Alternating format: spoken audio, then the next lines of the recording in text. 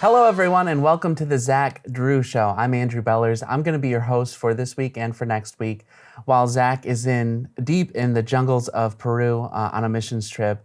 I just want to start the show by thanking everyone who got involved in what we have said is the biggest fundraiser that we have ever attempted at the ministry. Because we were able to hit our goal, I put in my 4 weeks notice at the company that I currently work for. And in 2 weeks, I will be working full time here at the Zach Drew Show. I came down, it's been a hectic weekend. I came down on Friday after work and prepped all day to work on these two shows for you, which I'm really excited to talk about. This first episode is gonna be a little bit more current events. And then the show after that, I just want to introduce you guys to me, or reintroduce you guys to me. As you know, I was with the Zach Drew Show full-time as a co-host and the editor for 5 years. And then I moved to Michigan, where I'm from, for 2 years. And now I'm coming back full-time.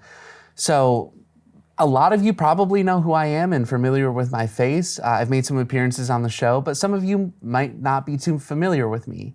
So that'll be next week's show. This week's show, I really want to dive into some of the big events, current events that are happening in the world right now. There is a lot going on. And really what it comes down to is our president, Donald Trump, is making a lot of moves on the geopolitical scale that if everything kind of pans out, and if he reaches his goals in a lot of these areas, he's going to be setting our country up for success in a way that will ripple through the future of our nation for maybe a century. It's really that big of a deal. Today we're going to be talking about not so much Venezuela, but just touching on it, since we talked about that a couple of weeks ago, and that's something that's still kind of relevant. What he did in Venezuela, it looks like it's now destabilizing Cuba. So that's big news. We're also going to be talking about the unrest in Iran for just a bit, and then Greenland. Everyone is talking about Greenland. It's not really clear what's going to happen with that yet, so we're going to be touching on that. But like I said, major geopolitical shifts are happening right now, and Trump is working hard to usher the USA into a new era. The policy of previous administrations, really all of the modern previous administrations, was a policy of managing the decline of our nation. And that's sort of a top-down thing when you look at the United Nations and the WEF, this New World Order. America has, by and large, been falling in line by being a nation that is declining. Well, Trump's administration has rejected that policy. He is playing to win. Donald Trump ran on a campaign before his first presidency to make America great again. And right now, he's got about 2 years left before he's out of office. And regardless of what anyone else says, he is not a dictator. He is the president of the United States. And when his term is over, he will cease to be the president of the United States. He has 2 years now to secure his legacy and to make lasting impact in his position. And that is what he's working hard to do right now. And if he is successful, like I said, the moves that he's making will ripple over the next century for our country. So there's a lot going on in the world. Let's take these stories one at a time and start with Iran. Very little bit of history on Iran. In 1979, their Shah, which was their monarch, Mohammad Reza Pahlavi, was overthrown by an Islamic revolution, replacing its millennial-old monarchy with a theocratic republic led by a name that you'll be familiar with, the Ayatollah Khomeini. But some of us who aren't old enough to remember, Iran, before that revolution, was a completely different country. I mean, when you think about Iran right now, the culture and the politics and the religion, that have really ravaged that nation. It's hard to believe how far it has fallen. In the 70s, Iran was almost completely westernized. It was by and large a very modern nation. It was growing in its manufacturing and its education. There was gender equality. It's hard to believe when you look at the state of the nation today.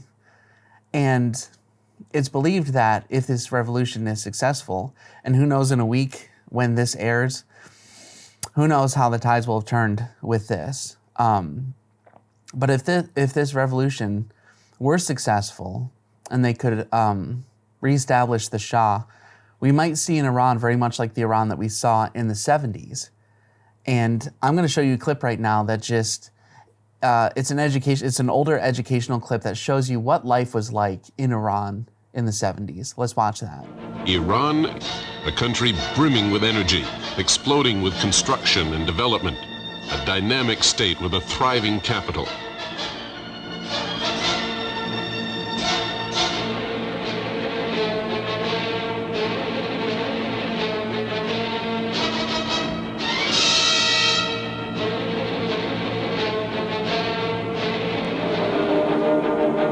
Iran today, women even playing soccer, symbol of a radical revolution against deep-rooted taboos, habits, prejudices.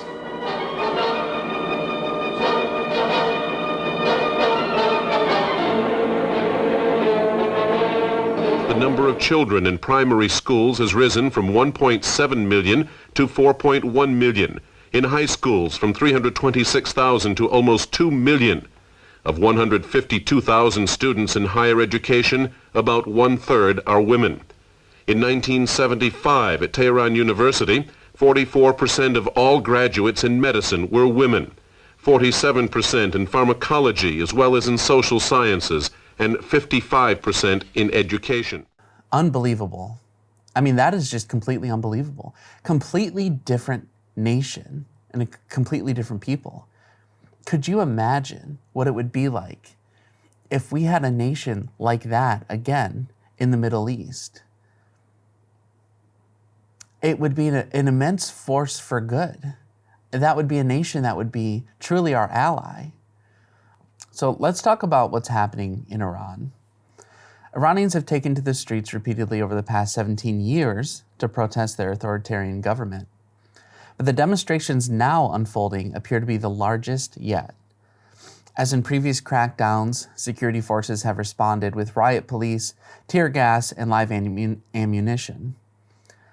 Thousands of protesters have been killed in these riots, in this burgeoning revolution.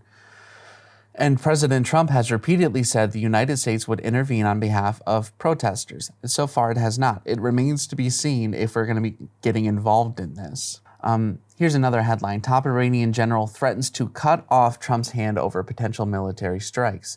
Senior Islamic Revolutionary Guard Corps, IRGC, General Mohsen Rezai, a member of Iran's Expediency Discernment Council, reportedly made his threat during a public address. Quote, Trump has said his hand is on the trigger. We will cut off his hand and his finger, according to Iran International. Pretty strong words. Obviously, that's not going to happen. It remains to be seen how this is going to shape up. But, like I said, if we could reintroduce some Western influence in the Middle East, and form allies there, true allies, it would make a huge difference and a huge impact on the world. Let's talk a little bit about Greenland. Honestly, I don't understand a lot of the uproar and the outrage with Greenland. I read it's somewhere like 40 to 46% of the land that the United States owns was purchased. So it's really nothing new that we would be talking about purchasing a nation. And especially it's not new when we're talking about Greenland. The United States has made several attempts to obtain the island of Greenland from Denmark. There were discussions within the U.S. federal government about purchasing Greenland in 1867 and again in 1910. During World War II, the U.S. built military bases in Greenland And since then, it has had at least one military base there. In 1946, the US secretly offered to buy Greenland, but it was rejected by Denmark. And since 1949, Greenland has been under the protection of NATO, of which the US and Denmark are both members. Nevertheless, the Joint Chiefs of Staff proposed acquiring Greenland in 1955. I'm going to play a clip right now. This is Alexander B. Gray. He was is the CEO of American Global Strategies and a former Trump administration official. This is him on 60 Minutes explaining why acquiring Greenland is a necessary strategic move for the USA. Let's watch this. The bottom line is, over the long term, Greenland needs to have some sort of closer tie to the United States. Does that mean it becomes a territory like Puerto Rico, like the Virgin Islands? Maybe. Does that mean that over time we have some sort of compact of free association like we do with islands in the Pacific, where it is an independent sovereign state, but it has a very close defense relationship and economic relationship? I think that's a very good option. But the bottom line is, President Trump is right. If we don't have a closer relationship with Greenland in the long term, China and Russia will. Why does Greenland matter strategically? Right. Well, it matters for the same reasons it's mattered for 150 years to us. It's about 1,200 miles from the east coast of the United States.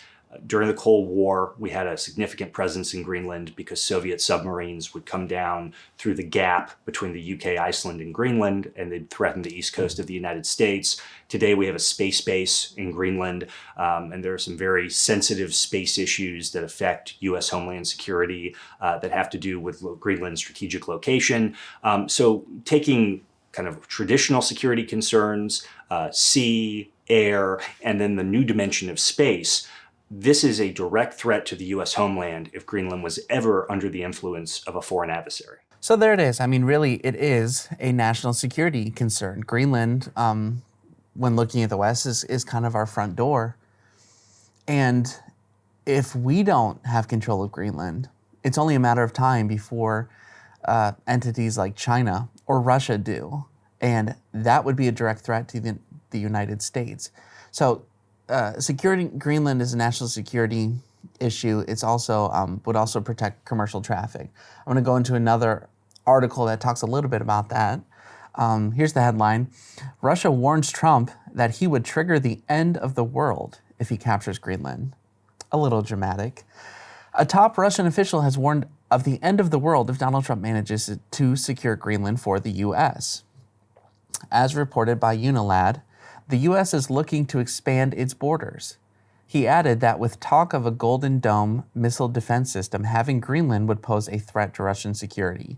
He explained that Trump's move is to incorporate Greenland into the Golden Dome system, in which space, AI, and a layered architecture merge into a single system. He added, orbital sensors, ground interceptors, decision-making algorithms, all this requires advantageous geography. Greenland, with its Arctic position, proximity to Russia, and convenience for northern ICBM trajectories, fits perfectly into this architecture. So again, it is a national security move. It is a global security move, rather. You know, and it's nothing new. It's something the United States has considered for something like 150 years. So this is not some radical move, although some people are treating it like it is. But Donald Trump is serious about doing this. He really wants to secure Greenland. Right now, I want to play a clip from Glenn Beck because I really like what he says here. He talks about the plan of the president right now. What Trump is trying to do is fortify us on multiple different fronts. It has rare earth minerals, and it is strategically placed in such a place that it is essential for us if you are preparing for war. He is preparing us for a couple of things. A digital war where we are fighting who's going to win AI. A currency war, whose currency is going to be dominant. Who's going to actually be responsible for the financial well-being of at least the Western world. And I think a hot war. And so he is taking all of the assets that we need, oil, energy, That's coal, electricity, nuclear, all kinds of tech, not just AI, but military tech. Did you see what he said yesterday? He said yesterday, we have a problem with our military industrial complex. It's too slow. Hurry up. He is preparing for any eventuality. And he's carving out not an empire, I don't think. I think he is carving out the Western world and making strategic partnerships like he did with Argentina. We made them a big loan because they were struggling. We're not trying to control Argentina. I don't want to control Argentina, but I want them as an ally. Same with Venezuela. I don't want to run your country, but I want you as an ally. And, you know, Cuba, I don't want you. No communism here, not in this sector. The other reason why I think Greenland wouldn't be as important if NATO wasn't useless. I think he has written off Europe. I have. I don't know about you, but I've written off Europe. Europe's not going to be any help. They're going to be a nuclear-armed Islamic caliphate in 10 years. If they don't change their ways, that's what it will be. That's not helpful. So Trump right now is working to set us up for success in a few different war fronts. One of them is digital, another is currency, and another would be an actual hot war. We talked a little bit a couple of weeks ago how Trump is setting us up for that digital war. AI really, we're in a place in this world right now where truly, and it may be hard for you to conceive of this at this point, but truly whoever comes out on top when it comes to AI, whoever conquers AI is going to conquer the world. But what AI needs is a lot of power. And so that's one of the strategic reasons why we went into Venezuela. I mean, another you might consider is really the national security reason. I mean, how great, with what has happened with Venezuela, now Cuba is destabilized because they've been cut off from the oil. How great would it be if we could eradicate communism completely from the West? So that is one thing to consider. But the other thing is the oil in Venezuela. You know, we don't need the oil. We talked about this. We don't need it. But lots of people do. And if we can secure the means of power generation, we are a step closer to securing the AI front. So that's one way that Trump is setting us up for the digital war. And like I said, with Greenland, that is how Trump is setting us up for an actual hot war. Some people have said that if we acquire Greenland, that would implode NATO. And as Glenn Beck mentioned, I don't know that Donald Trump is necessarily concerned about that. I mean, he tried to pull out of NATO. You know, the United States pulling out of NATO certainly would have imploded NATO. But I think Trump, and for good reasons, sees NATO, like Glenn Beck said, as basically useless right now. But there are people right now that are really trying to get in Trump's way as far as acquiring Greenland. Here's another article. They are, quote, playing a very dangerous game. Trump slaps 10% tariff on 8 European countries opposing Greenland deal. Quote, these countries who are playing this very dangerous game have put a level of risk in play that is not tenable or sustainable, warned President Trump as he escalated his quest to acquire Greenland. A 10% tariff, quote, on any and all goods sent to the United States of America will impact Denmark, Norway, Sweden, France, Germany, the United Kingdom, the Netherlands, and Finland starting February 1st, according to a Truth Social post on January 17th. On June 1st, 2026, the tariff will increase to 25%. Quote, this tariff will be due and payable until such time as a deal is reached for the complete and total purchase of Greenland, Trump wrote. He's not playing games. He really wants Greenland. So all of that to say, these are the ways that that our president is trying to establish dominance of our country, but also set us up for success. Not just, like I said, not just right now, but for the future of our country. And he's not only doing it on a geopolitical scale, but he's trying to, what he ran on in his first presidency and sort of the promise that he has tried to execute in his time in office. He's trying to make America great again. And one way he's doing that is not just on a global scale, but within our own nation. And that's what he's doing with ICE and the crackdown of these, frankly, these criminals who've come into our country and have wreaked havoc and have escalated the dissemination of illegal drugs and have committed all kinds of crimes. There's a crackdown right now. And besides that, committed fraud. That's what we're seeing in Minneapolis. So there's been a lot of bluster and there's been a lot of big talk from, with Tim Walz going so far as to imply that he would co-opt the National Guard to block federal agents in his state. That would be a pretty big no-no. Here's an article right here. Minneapolis now crawling with National Guard amid ongoing protests. Minnesota Governor Tim Walz mobilized the National Guard to support the Minnesota State Patrol and other local law enforcement during expected weekend protests in downtown Minneapolis. Quote, "We are staged and ready to respond. We are not deployed to city streets at this time." Minnesota National Guard spokesperson, Army Major Andrea Suchia, told CNN earlier, adding that troops will help provide, quote, "traffic support to protect life, preserve property, and support the rights of all Minnesotans to assemble peacefully." Here's another article that's interesting. The Department of Justice probes Governor Walz and Minneapolis mayor over alleged effort to obstruct ICE. The Justice Department is investigating leftist Governor Tim Walz and Minneapolis Mayor Jacob Frey over an alleged conspiracy to impede federal immigration agents during deportation operations. And some have even suggested that Trump might end up invoking the Insurrection Act.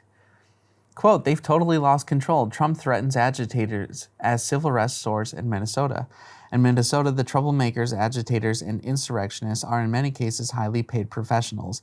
The government and mayor don't know what to do. They've totally lost control and are currently being rendered useless. If and when I'm forced to act, it will be solved quickly and effectively." So why are we talking about all of this on this show? Well, the Bible never told believers to ignore the systems that are shaping the world. In fact, Jesus said to the Pharisees, "You hypocrites, you can understand the signs of the sky," saying you can look at the sky and you can tell what the weather is going to be like, but you can't even discern the times that you're living in. We need to be aware of the times that we're living in. And in Scripture is clear that in the last days, power consolidates, okay? Commerce is controlled, and the truth is pressured. You cannot understand the times that we're moving towards if you refuse to look at how energy and technology and authority are being organized right now. And another thing that we've said often on the show is that a strong America right now in this world is the only thing standing in the way of a global world system. And America truly is the last bastion of freedom in this world. I mean, these are just a couple articles from this week. If Britain bans X, how far will it go to block free speech? In Britain, arrests over speech and social media posts have increased in recent years, with the arrest of over 10,000 people per year under various Orwellian laws. The new Online Safety Act is intended to protect young people from harmful speech, but gives regulators sweeping powers to silence lawful but unpopular speech in the name of safety. An example of the British government's new stance on what is acceptable to discuss is a new taxpayer-funded online game. This game vilifies concerns over mass migration by giving the player a red extremism score, branding them as likely to be referred to the PREVENT program, which is the UK anti-terror watchdog. Here's another article. Nearly 5 million accounts have been removed under Australia's new social media ban. Australia's bold experiment in regulating youth access to social media has entered the record books and stirred a lively global debate. In the first month since a world-first law banning children under the age of 16 from holding social media accounts took effect, platforms have deactivated approximately 4.7 million accounts believed to be minors. You know, I might really be for this if it weren't for the fact that if kids aren't getting access to information, sure, there's things that they absolutely should be blocked from. And really that should be the parents' responsibility to block them. But if they're not getting access to information through the openly accessible internet, then they're being indoctrinated in our schools. They're certainly being indoctrinated in Australian schools. The Online Safety Amendment, Social Media Minimum Age Act of 2024, which came into force on December 10th, 2025, requires major social media platforms, including TikTok, Instagram, Facebook, Snapchat, X, formerly Twitter, Reddit, YouTube, and others, to take reasonable steps to prevent users under 16 from maintaining accounts or face fines of up to $49.5 million for non-compliance. We are the last bastion of freedom and free speech in this world. And like I said, a strong America is the last thing standing in the way from a global government. And the moves that Donald Trump is making right now are helping to set up a strong America for the discernible future. On the show, we're not setting dates. We're not claiming prophecy is fulfilled today. But we are doing what Jesus obeyed us to do, which is watch, which is to discern. Look at the signs, look at the events that are happening around you, and discern the time that you are living in so that you can be ready, so that you can work to build God's kingdom and not an earthly kingdom. You know, we're not here to cause fear, and I don't believe that anyone should be living in fear. Scripture says that we've not been given the spirit of fear, but the spirit of power and of love and of sound mind. But it does tell us to be aware of what's happening and to keep our eyes where they should be, which is on the one true King of the only lasting kingdom. You know, nations arise and systems fall, but the kingdom of God is unshakable and everlasting. We'll see you next week.